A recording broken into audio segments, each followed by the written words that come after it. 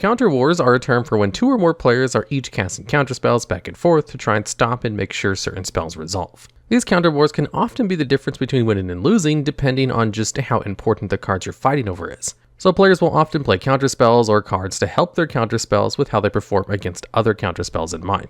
With that said, it can be somewhat hard to figure out what cards belong on this list as opposed to just good counterspells. So we've only selected cards with something that makes them good against other counterspells specifically. With that said, here are some of the best cards in all of Magic for winning counter wars. Starting us off at number 10, we have Last Word. This is an instant with a mana cost of 2 and 2 blue. It has the ability where it can't be countered and it counters target spell. Last Word is a fairly expensive counterspell, which alone is enough to make it see far less play than other cards. Often, players would just rather play other counterspells just because they're a bit easier to cast. Cards like Hinder were legal alongside Last Word in Standard, and being a 3-mana counterspell made it better in most circumstances. However, Last Word does have a big upside that lets it see some play in specific matchups, namely being unable to be countered itself. If you cast a Last Word targeting an important spell of your opponent's, they won't be able to do anything to stop it. This is a really good safety net, as if you know there are spells in your opponent's deck that will signal the end of the game for you, holding up a Last Word means you won't die that turn. At least not to that spell. The main use for this card is against control and combo decks. Aggro decks are far too fast for 4-mana counterspell to be used, and mid-range decks often won't have any counter magic, and wouldn't have any individual cards that are so important that you need to counter them, or you'll simply lose the game.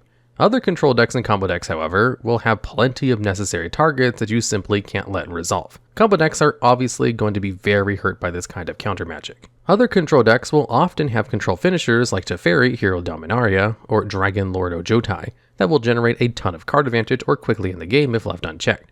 And stopping these from coming down is really important in the matchup. While this did give Last Word a niche, the high mana value has made it so hard to play against most decks that the card has only seen a small amount of play over the years, and only a few notable performances in tournaments.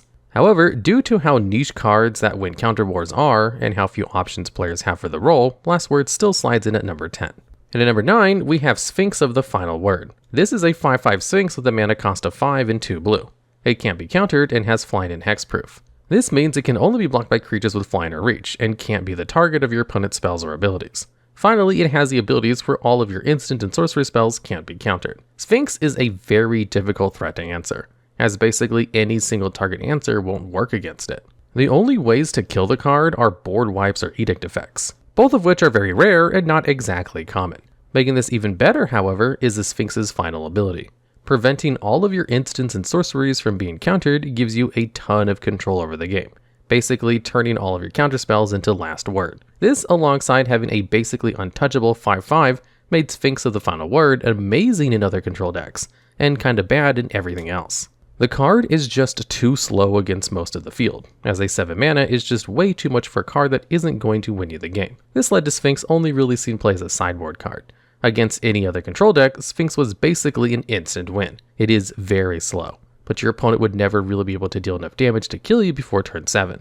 In fact, you could easily just wait to have 10 or more mana to cast Sphinx and now have an uncounterable counterspell to back it up. This was strong enough that it would easily force out multiple pieces of very specific removal to do anything, and often your opponent just wouldn't have the answer. This let the card be very popular in Standard, though it has also seen a bit of play in older formats and combo decks. The main place the card has been used in most is in Lotus Field combo decks and Pioneer. The field is a land that can be tapped for 3 of any color, but you have to sacrifice 2 lands when it enters the field. The way the deck works is you would use cards like Hidden Strings to untap Lotus Field over and over for tons of mana, before casting a card like Approach of the Second Sun twice to win, or some other combo finish. Sphinx could be tutored out of the sideboard with Mastermind's Acquisition against control opponents to make sure all of your spells go through, ensuring your approach or whatever payoff you're on resolves. While Sphinx is too expensive to see too much play, Sphinx is one of the only cards that can ensure that you win every counter war that ever comes up. And at number 8, we have Whirlwind Denial. This is an instant with a mana cost of 2 and 1 blue. It is the effect where, for each spell and ability your opponent controls, you counter it unless they pay 4. Whirlwind Denial is a pretty unique card, as one of the few cards that can counter multiple cards on the stack at once, and one of an even smaller list of cards that can counter all abilities on the stack. One of the few other cards that can do something like this is Summary Dismissal, which is kind of bad just because it costs 4 mana, which is simply too much to reasonably cast against most decks, while Whirlwind Denial's 3 mana is a lot more manageable. Denial's ability to counter abilities and spells is a nice upside, but countering every single one of your opponent's spells doesn't come up all that often. The way most counter wars go is one player casts an important spell, then your opponent counters it, and the player who casts the first spell counters that, and so on and so forth until players are out of their either counter spells or mana. Whirlwind Denial can clean up all of your opponent's spells at once, which seems great, but isn't actually all that useful. You see, the player who wins the counter war will counter your opponent's last counter spell, which will allow all of their counter spells to go through and give them the result they want. So countering all of your opponent's counterspells isn't exactly as good as it sounds. However, there is one very specific counterspell where Whirlwind Denial's ability matters a lot. Flusterstorm is a counterspell for 1 blue mana that counters target instant or sorcery unless its controller pays 1, and it has Storm. Storm allows you to copy a spell for each other spell cast this turn, and you can choose new targets for those copies. The thing that makes this card so good is that a single counterspell can't stop it. Each copy is its own spell, so they all either need to be paid for or need to be countered to stop Fluster from countering the spell. Since this would require a different counterspell for each individual copy of Flusterstorm, which will be 1 for each spell cast this turn, Fluster is very often only able to be beaten by another copy of itself. However, since Whirlwind Denial counters all of your opponent's spells, it can cleanly answer every single Flusterstorm on the stack, letting you win the counter war handily. The card did see some play in Standard, but it's also used in some CEDH decks specifically because of its interaction. While this card hasn't seen the most competitive play, it's one of the few clean answers to one of the most powerful counterspells in the game. And at number 7, we have Counterflux. This is an instant with a mana cost of 2 blue and 1 red. It is the ability where it can't be countered. It has the effect to counter a target spell you don't control, and has Overload for 1, 2 blue, and 1 red. Overload is an alternative cost where, if you cast it for the overload cost, you replace each instant of target in the spell's effect with each. So for 4 mana, Counterflux can counter all of your opponent's spells. This really shows you how far the game has come since Last Word. Not only can Counterflux counter anything for less mana while also having the uncounterable upside, but for the same amount of mana, it can counter all of your opponent's spells similar to Whirlwind Denial. This makes Counterflux kind of the best of both worlds. It can be used to beat Flusterstorm like Denial can, letting it into the fairly exclusive club. But it's also just great at stopping your opponent. Now, these kinds of counterspells are a bit worse than they look in Counter Wars.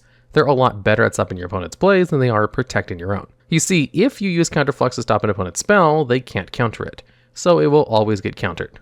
However, if you cast an important spell and your opponent tries to counter it, you can respond with Counterflux. Your opponent can't counter the Counterflux itself, but if they have a counterspell that can counter the original spell, they can just ignore the Counterflux and go after your important spell. So in that scenario, the uncounterability just didn't really matter. Though, if your opponent has a card like Swansong, which is limited in what it can counter, your opponent may not be able to target the original spell you cast. They would normally just go for your counterspell, but Counterflux gets around that strategy too. So in that scenario, the card isn't useless, but it's far more niche. This downside didn't really stop Counterflux though. Counterflux has seen play in a ton of different decks in Standard, Pioneer, and Modern, where it's just the best 3 mana counterspell available for blue-red decks. And at number 6, we have Dovin's Veto. This is an instant with a mana cost of 1 white and 1 blue. It is the ability where it can't be countered, and it counters target non-creature spell. As we've seen already in this list, your opponent being unable to counter your counterspells makes winning counter wars very difficult. If your opponent casts a powerful non-creature spell, you can just stop it with no recourse for them whatsoever. It does suffer from the same issues as Counterflux did when it comes to protecting your own cards, but that's not enough to stop the card from being powerful. While the card is very restricted, its low mana value makes it an attractive option for any white-blue deck. The card's most attractive quality is simply its low mana value. 2 mana is low enough that the card is viable in most formats like Modern, whereas more expensive counterspells are just too slow to have an impact on the game in a timely manner. In fact, this is the cheapest counterspell in the game that can't be countered, making it a real headache in Counter Wars. Older formats have quite a few combo decks in them, so Veto's ability to answer a combo piece without giving your opponent an opportunity to fight back will come up a lot. Veto is something of a staple in control decks in Modern, where it's consistently used in the sideboard against various combo decks. While it may be narrow, Veto excels in a very particular way that no other card can really replace. And at number 5, we have Mystical Dispute. This is an instant with a mana cost of 2 and 1 blue. It has the effect to counter target spell unless its controller pays 3, and it costs 2 less to cast if the target is a blue spell. There are quite a few cards that can counter a spell for only 1 mana, but they all have their fair share of restrictions. Miscast counters an instant or sorcery only, and only if they can't pay 3 mana. Force Spike can counter any spell if they can't pay 1, and Spell Pierce counters a non-creature spell if they can't pay 2. Dispute competes directly with Miscast, trading countering any color spell for cheap for being able to counter any kind of blue spell and being live against anything for a full 3 mana. The most important role that both of these cards play is countering other counterspells, so they play fairly similarly. Dispute is generally favored because its fail case still allows the card to do something, it's just worse on tempo. Now, the question you may be asking yourself is why this card is over a card like Dovin's Veto, which is a hard counterspell that your opponent can't get around for any amount of mana, and only costs 1 additional white mana. However, that 1 extra mana is all the difference. It's hard to put into words the gulfing difference between paying 1 and 2 mana for something. You have to remember that in most counter wars, you'll probably be casting multiple spells. Often you'll be trying to force through one of your win conditions, so you'll usually have committed a sizable amount of mana anyway. If you want to cast a win condition with a counterspell backup, every single extra mana you pay will cost you an entire turn cycle to play another land, to not speak of needing to draw that land. Costing more mana is a pretty intuitive downside, but it's important to remember at times just how big of a downside it is, and just how much efficiency matters. Being a piece of counter magic for only 1 mana is such a huge upside that almost every remaining card on this list is a 1 mana spell. Dispute's low mana value for being such a high impact card has let it see sideboard play in tons of blue decks in multiple formats as far back as Modern. And at number 4, we have Teferi, Time Raveler. This is a planeswalker with a mana cost of 1 white and 1 blue.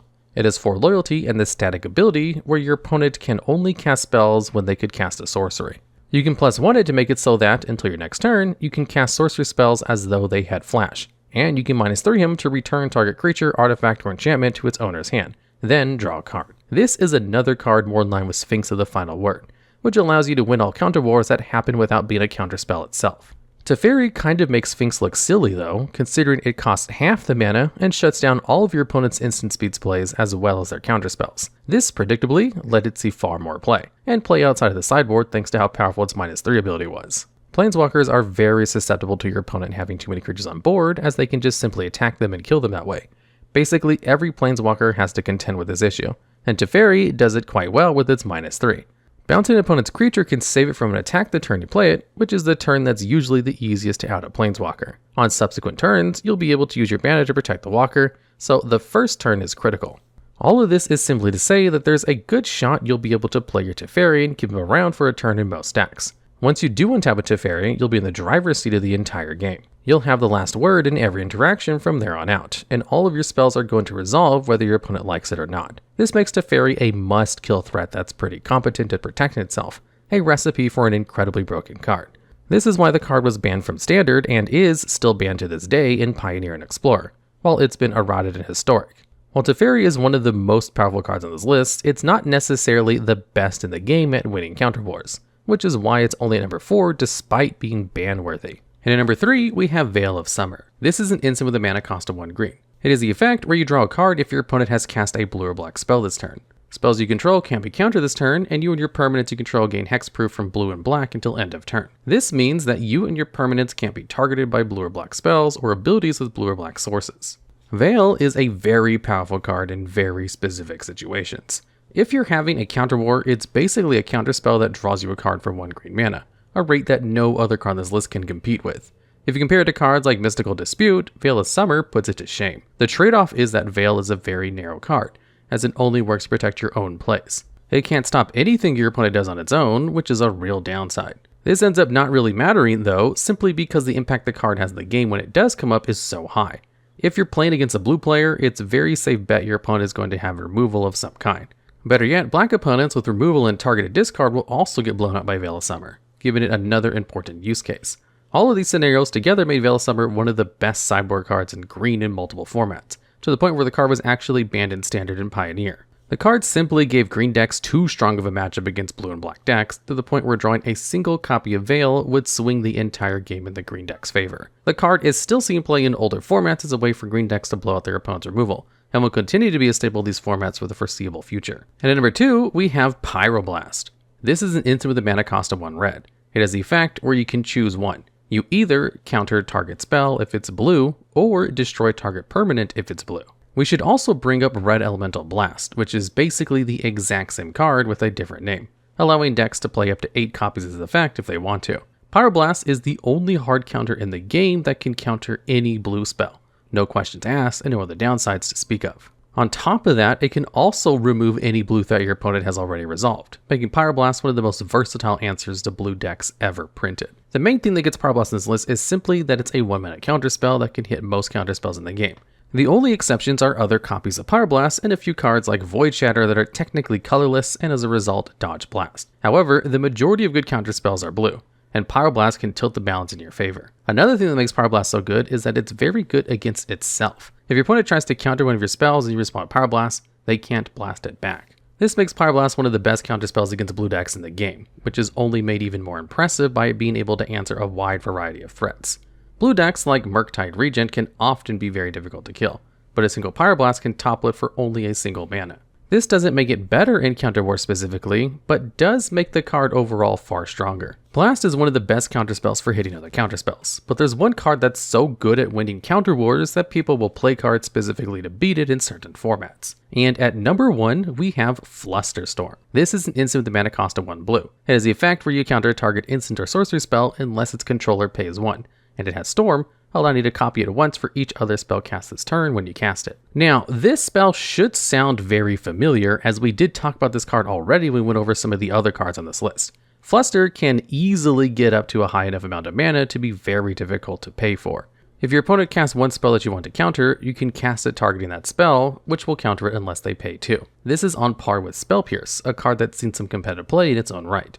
If your opponent tries to counter one of your spells and you retaliate with Fluster, it will force them to pay 3 mana. A high enough amount of mana that in most older formats, they just simply won't have that much mana lying around. What makes Fluster so difficult to beat is that, as I mentioned previously, every Storm copy is its own spell. Even if your opponent has a Pyroblast in hand, they can only counter 1 copy of Fluster, so it will still go through and counter whatever spell you were trying to stop. In a way, Flusterstorm is just an uncounterable counterspell, but is the cheapest one available in any format. This gives it a leg up even on the free counter magic available in most powerful Magic formats. The fact that people have started playing cards like Whirlwind Denial and CEDH just to try to get around this card is exactly a testament to how strong it can be. Like most cards in Win Counter Wars, it is better at stopping your opponent than it is at protecting your plays, as your opponent may just be able to counter the original spell once again and ignore all of your Flusterstorms. However, in the few formats where Fluster is legal, specifically Modern, Legacy, and Vintage, there are no shortage of important instants and sorceries you'll want to counter. Cards like Ad Nauseam will usually win someone the game if they resolve, so countering them is incredibly important. Fluster is one of the few counterspells that can compete with the free counter magic in older formats and be worth playing despite actually costing mana, a feat that few other counterspells can match up to. And that's the list. If you have any suggestions for cards that should have been on this list, and there are plenty of potential options, or if you have any more ideas for videos just like this one, leave a comment down below.